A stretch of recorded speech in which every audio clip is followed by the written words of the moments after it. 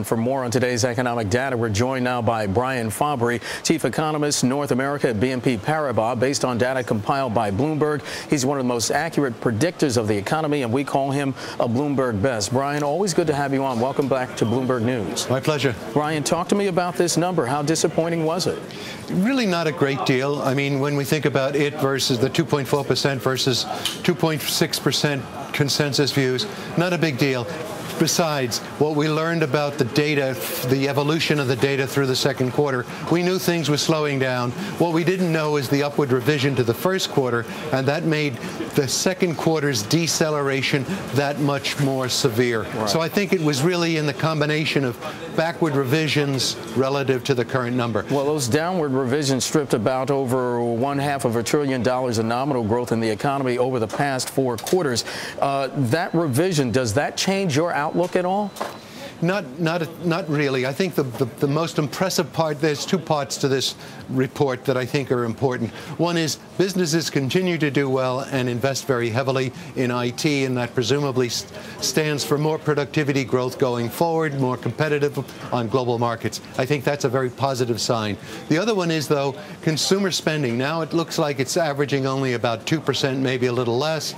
It's consistent, of course, with consumers in a deleveraging mode. They're obviously paying down credit, right, and consequently they're not likely to be the big source of growth that they traditionally have been. Right. They're no longer borrowing everything to spend everything. Now they're actually using some of their income to spend less. Brian, in our last 45 seconds, is it time for the Fed to start thinking again about a second round of quantitative easing, or is it time for the administration to think about a third stimulus? They're thinking now. They're thinking about how to stimulate through monetary mechanisms. Frankly, I think that we will see some new kind of credit development in the second half of the year, because I think basically real GDP growth is going to decelerate further into that 2% zone. And right, that's not good enough to get job growth down. Well, I was going to say, can any jobs be added if GDP stays under 3%? They'll be added, of course, but they won't be added in such a way that it lowers the unemployment rate in a meaningful way. The other side of all of this low growth scenario is,